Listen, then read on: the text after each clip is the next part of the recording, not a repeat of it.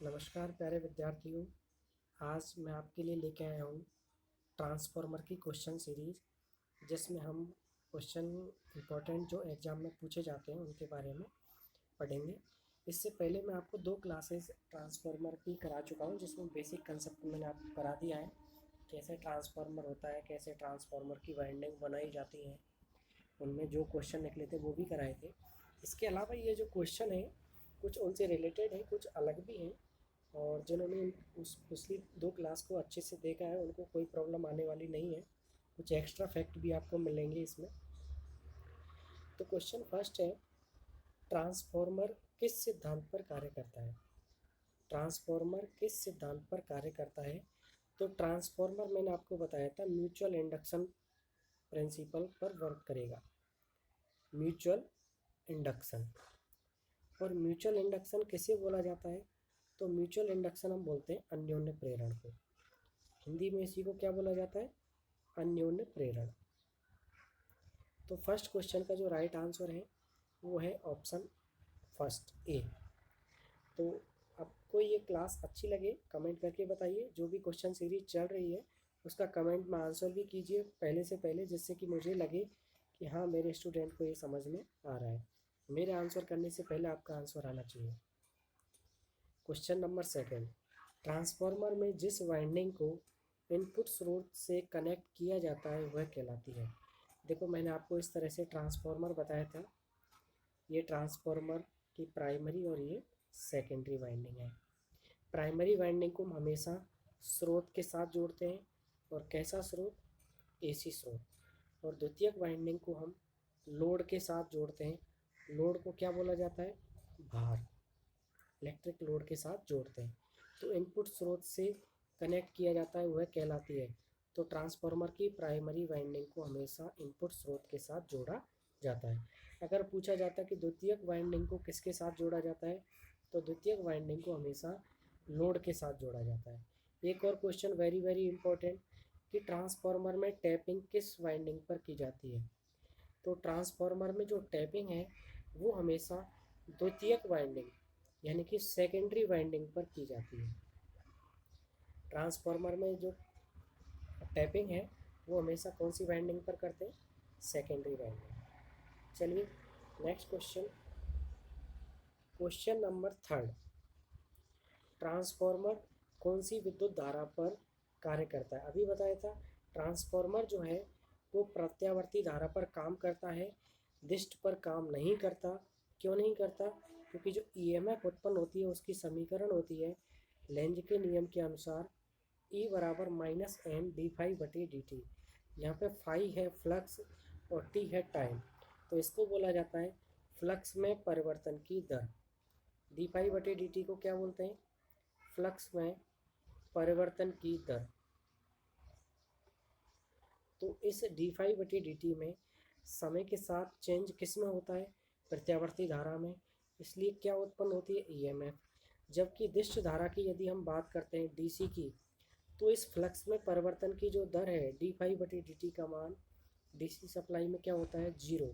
तो जीरो का मल्टीप्लाई किसी के भी साथ करेंगे तो क्या आएगा? जीरो। इसका मतलब ईएमएफ क्या बनेगी? जीरो। इसीलिए हम डीसी सप्लाई के साथ पर ट्रांसफार्मर को नहीं जोड़ते हैं, क्योंकि उसमें आउटपुट ईएमएफ क्या आती है? जीरो। प्राइमरी ईएमएफ क्या आती है? जीरो। तो हमेशा ट्रांसफार्मर में प्राइमरी वाइंडिंग में क्या जो सप्लाई दी जाती है? एसी। एसी बोले तो alternating current. Question number four, transformer की दक्षता क्या है? तो ट्रांसफार्मर की दक्षता निकालने का फॉर्मूला क्या होता है? नीटा बराबर आउटपुट पावर बटे इनपुट पावर इंटू 100। परसेंटेज में निकालने के लिए हम किसका मल्टीप्लाई कर देते हैं? 100 का। तो ट्रांसफार्मर की दक्षता जो है, अगर आदर्श ट्रांसफार्मर की पूछेगा तो आदर्श ट्रांसफार्मर की जो दक्षता है वो 97 से 98% होती है। क्योंकि अगर प्रैक्टिकल ट्रांसफार्मर, यहाँ पे हमें कुछ भी नहीं लिखा, केवल क्या पूछा है? ट्रांसफार्मर। तो प्रैक्टिकल ट्रांसफार्मर की जो दक्षता है वो 90 से लेकर के 98% तक होती है। तो क्वेश्चन नंबर फोर्थ का राइट आंसर है डी ऑप्शन। नेक्स्ट क्वेश्चन पे चलते हैं। ट्रांसफॉर्मर की करोड़ बनी होती है, तो ट्रांसफॉर्मर की जो करोड़, करोड़ को हम क्या बोलते हैं अंग्रेजी में? कोर बोलते हैं। क्या बोलते हैं? कोर। तो ट्रांसफॉर्मर की कोर जो है, मैंने आपको दो टाइप की बताई थी कोर के आधार पर। ट्रांसफॉर्मर जो है एक कोर टाइप का होता है, एक सेल टाइप का होता है। तो ट्रांसफॉर्मर की कोर का क्वेश्चन का बताया था कि मैंने ये किसकी बनी होती है? सिलिकॉन स्टील की बनी होती है। क्यों बनाते हैं? भंवर धारा, एक होता है भंवर धारा हानि और एक होता है हिस्टैरिसीस लॉस। ये दोनों की दोनों जो हानि है वो किस में होती हैं? कोर में। तो भंवर धारा हानि को कम करने के लिए तो हम ट्रांसफॉर्मर की कोर को लेमिनेटेड करते हैं। अगर क्वेश्चन पूछा जाता है कि ट्रांसफॉर्मर की कोर लेमिनेटेड क्यों की जाती है? भंवर धारा हानि को कम करने के लिए। पूछा है कि ट्रांसफॉर्मर की करोड़ बनी है तो सिलिकॉन स्टील की, तो सिलिकॉन स्टील की क्यों काम में लेते हैं? जो हिस्टैरिसीस लॉस है, यानी कि जो शैथिल्य हानि है, हिस्टैरिसीस लॉसेस को क्या बोलते हैं? शैथिल्य हानि। तो हिस्टैरिसीस लॉसेस को कम करने के लिए, हिस्टैरिसीस लॉसेस को क्या बोलते हैं? शैथिल्य। तो हिस्टैरिसीस लॉसेस को कम करने के लिए ट्रांसफॉर्मर की कोर किसकी बनाई जाती है? सिलिकॉन स्टील की। और भंवर धारा हानि को कम करने के लिए ट्रांसफॉर्मर की कोर कैसी होती है? लेमिनेटेड। अगर पूछा जाए कि ट्रांसफॉर्मर की कोर में लेमिनेशन की मोटाई, तो 0.4 से 0.5 mm। कभी कभी ये 0.4 ना दे करके देता है 0.35 से 0.45। तो हमें ध्यान रखना है कि 0.4 से 0.5 mm होती है।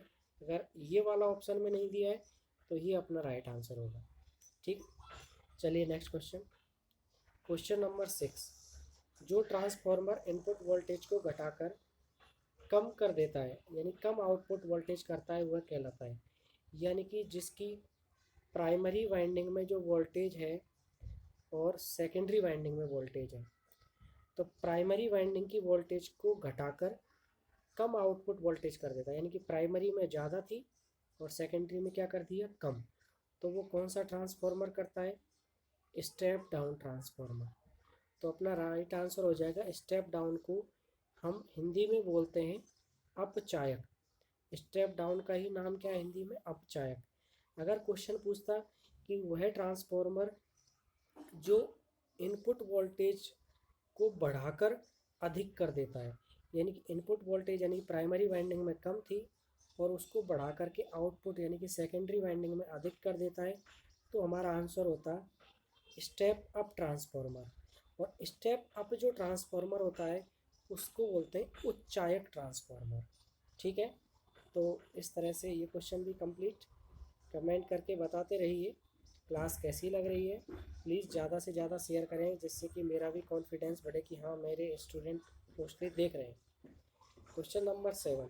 निम्न में कौन सा ट्रांसफॉर्मर का भाग नहीं है? तो ब्रीथर मैंने आपको बताया था ट्रांसफॉर्मर का भाग होता है, कंजर्वेटर ट्रांसफॉर्मर का भाग होता है, आर्मेचर ट्रांसफॉर्मर का भाग नहीं होता है, क्रोड ट्रांसफॉर्मर का भाग होता है। जो ब्रीथर है, ब्रीथर का काम क्या होता है कि जो ट्रांसफॉर्मर है वो बाहर से वायु को ग्रहण करता है और उस वायु में से जो नमी है उस नमी को क्या कर लेता है ब्रीथर? अवशोषित कर लेता है। वायु में से नमी को अवशोषित करने का काम किसका है? ब्रीथर का। ये क्वेश्चन डायरेक्ट भी आपको पूछा जा सकता है कि ब्रीथर का काम क्या है? तो ब्रीथर का काम है वायु में से नमी को अवशोषित करना। तो इसमें ब्रीथर में भरा क्या रहता है? तो ब्रीथर में भरा रहता है सिलिका जेल। क्या भरा रहता है? सिलिका जेल भरा रहता है। और सिलिका जेल का जब प्रारंभ में कलर होता है तो प्रारंभ में ये नीले रंग का होता है। कैसे रंग का? नीले रंग का। लेकिन नमी को अवशोषित करने के बाद इसका रंग हो जाता है बैंगनी। कैसा रंग हो जाता है? बैंगनी रंग हो जाता है। कंजर्वेटर का काम क्या बताया था कि कंजर्वेटर जो टैंक है वो ट्रांसफॉर्मर में ऑयल को एकत्रित करने के लिए काम में लिया जाता है। या ट्रांसफार्मर का ऑयल किस में भरा रहता है? Conservator tank. वाइंडिंग और कॉयल भी कहाँ रहती है? कंजर्वेटर टैंक में। क्रोड का काम क्या है? वाइंडिंग को सपोर्ट करना, यानी कि वाइंडिंग जो है वो तैयार की जाती है वो हमेशा किस पे की जाती है, कोर पर। आर्मेचर जो है वो ट्रांसफार्मर का भाग नहीं है, क्योंकि ट्रांसफार्मर एक स्टैटिक डिवाइस है। स्टैटिक बोले तो स्थिर डिवाइस है, क्योंकि उसमें कोई घूमने वाला भाग नहीं होता है। जबकि आर्मेचर जो है वो DC motor, DC generator, induction motor, synchronous machine इनमें होता है, क्योंकि उनमें घूमने वाले भाग होते हैं। चलिए नेक्स्ट क्वेश्चन पे चलते हैं। क्वेश्चन नंबर 8 क्या कह रहा है, ट्रांसफार्मर की दक्षता का सूत्र अभी बताया था। आउटपुट तथा इनपुट, और उसको यदि 100 से गुणा कर दिया जाए, यानी आउटपुट पावर बटे इनपुट पावर इंटू 100, तो हमें क्या फॉर्मूला आ जाएगा ट्रांसफार्मर की दक्षता ज्ञात करने का। तो बी ऑप्शन इसका राइट आंसर होगा। नेक्स्ट क्वेश्चन पर चलेंगे। क्वेश्चन नंबर 9 क्या कह रहा है, ट्रांसफार्मर में भंवर धारा हानि रोकने का उपाय अभी बताया था। भंवर धारा हानि रोकने के लिए हम ट्रांसफार्मर की कोर कैसी काम में लेते हैं, लेमिनेटेड टाइप की।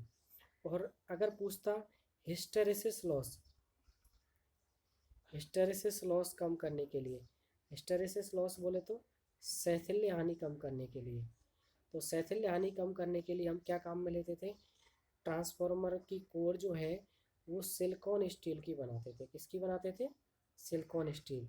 और हिस्टेरेसिस लॉसेस और भंवर धारा हानि ये दोनों किस में होती हैं, कोर में। कोर लॉसेस होते हैं, कैसे होते हैं, कोर लॉस। और ये दोनों हानि, इसका एक और इम्पोर्टेंट क्वेश्चन कि भंवर धारा हानि और हिस्टेरेसिस लॉस इन दोनों का योग होता है कोर लॉस, और ये वाली स्थिर हानि होती है, इनको हम क्या बोलते हैं, फिक्स लॉस। क्या बोलते हैं, फिक्स लॉस। क्यों, क्योंकि ये वाली जो हानि है ये कभी भी लोड पर निर्भर नहीं करती है। किस पर निर्भर नहीं करती हैं, लोड पर। चलिए नेक्स्ट क्वेश्चन नंबर अपना 10, किस प्रकार के संयोजन में न्यूट्रल पॉइंट की ज़रूरत नहीं होती है। देखो इस तरह से आपने दो प्रकार के संयोजन पढ़े होंगे, एक होता है स्टार और एक होता है डेल्टा।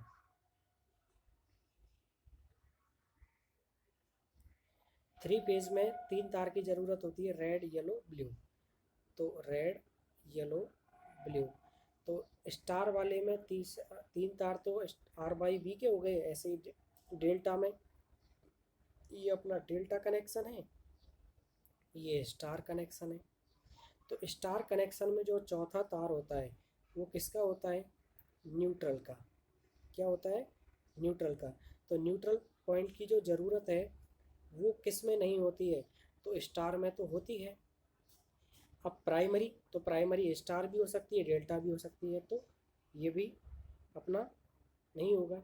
हमें पूछा है कि नहीं होती है, तो डेल्टा कनेक्शन में देखो, डेल्टा कनेक्शन में केवल कितने तार होते हैं, डेल्टा कनेक्शन में केवल तीन तार होते हैं, और इसमें हमें कभी भी न्यूट्रल पॉइंट की ज़रूरत नहीं होती है। ठीक है, चलिए एक क्वेश्चन वेरी वेरी इंपॉर्टेंट, कि अगर पूछ लिया जाए कि स्टार कनेक्शन में बैलेंस परपथ, या बोला जाए बैलेंस लोड, जिसको हिंदी में बोलते हैं संतुलित भार, संतुलित भार में, संतुलित भार की स्थिति में स्टार परपथ में न्यूट्रल में धारा प्रवाहित होगी या नहीं।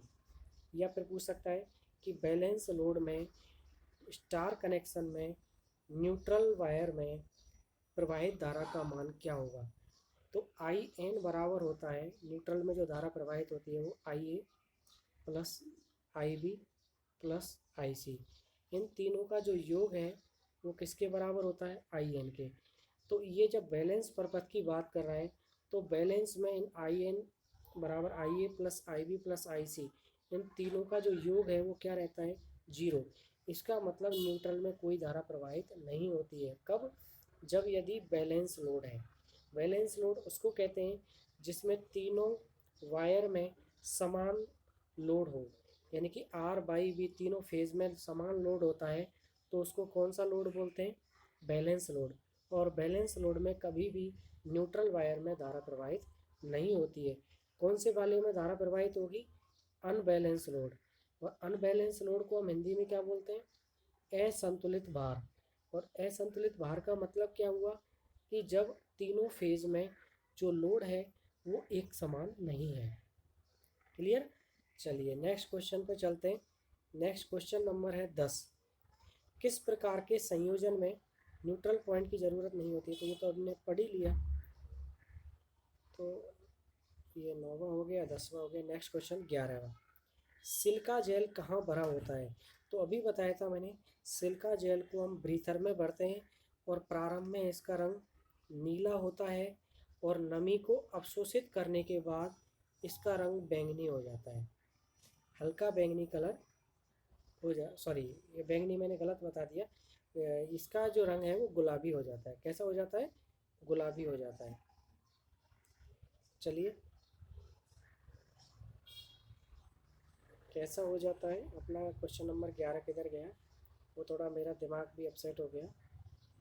सिलिका जेल कहाँ भरा होता है? अपना आंसर होगा ब्रीथर में, और इसका नमी अवशोषित करने के बाद इसका रंग होता है गुलाबी।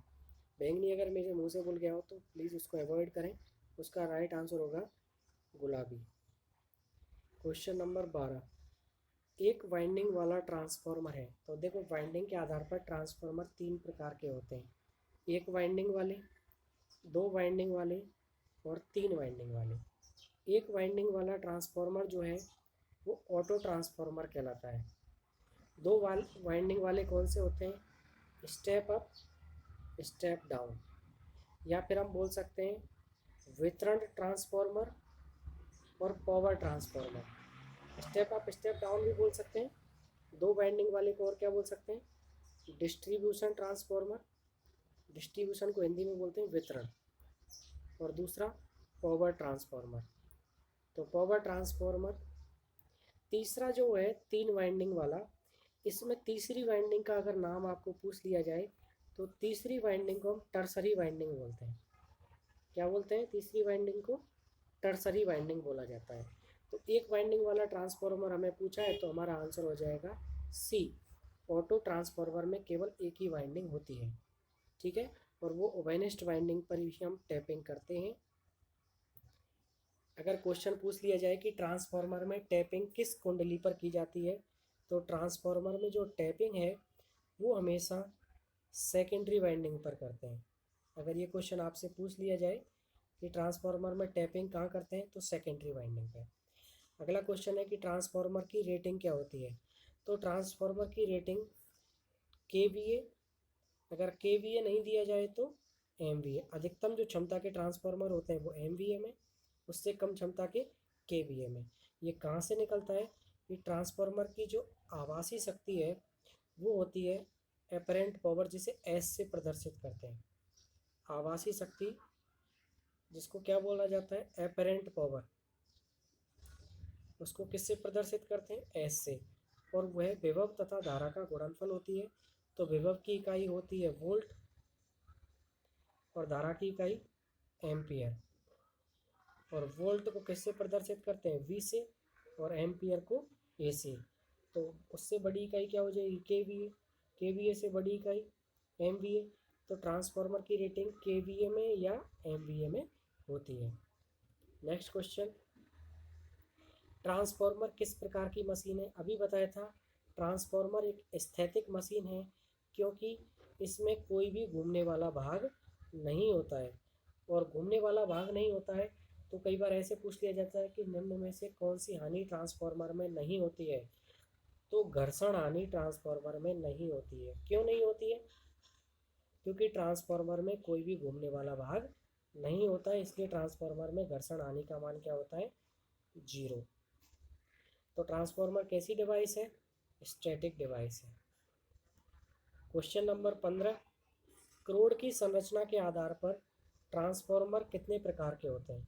तो करोड़ की संरचना के आधार पर मोस्टली हम 3 भाग में बांटते हैं, जिसमें 2 मैंने आपको बता ही दिए। एक कोर टाइप, दूसरा सेल टाइप, तीसरा इनका मिक्स है। थर्ड टाइप जो रहता है इन दोनों का मिक्स है। सेल टाइप ट्रांसफार्मर में वाइंडिंग का क्वेश्चन पूछता है कि सेल टाइप ट्रांसफार्मर में वाइंडिंग किस प्रकार की होती है, तो उसको बोला जाता है सैंडविच प्रकार की। कैसी? सैंडविच टाइप की वाइंडिंग होती है कौन से वाले ट्रांसफार्मर में, सेल टाइप ट्रांसफार्मर में। और सेल टाइप ट्रांसफार्मर में चुंबकीय धारा का मान कोर टाइप ट्रांसफार्मर की तुलना में कम होता है। तो चुंबकीय धारा का मान सेल टाइप ट्रांसफार्मर में कोर टाइप ट्रांसफार्मर की तुलना में कैसा रहता है, कम। अधिक किस में रहेगा, कोर टाइप में। क्लियर। वैसे हम मोस्टली 2 ही टाइप पढ़ते हैं, लेकिन अगर पूरा पूछा जाए तो 3 टाइप होता है, इन दोनों का संयोजी भी होता है तीसरा, थर्ड टाइप। तो ट्रांसफार्मर में हम कोर के आधार पर कितने प्रकार के पढ़ेंगे, 3 type. Question number 16, step up transformer में आउटपुट धारा क्या होगी। तो स्टेप अप ट्रांसफार्मर में आउटपुट धारा पूछा है, विभव नहीं पूछा। मैंने आपको बताया था कि ट्रांसफार्मर में धारा और विभव एक दूसरे के व्युत्क्रमानुपाती होते हैं। कैसे होते हैं, व्युत्क्रमानुपाती।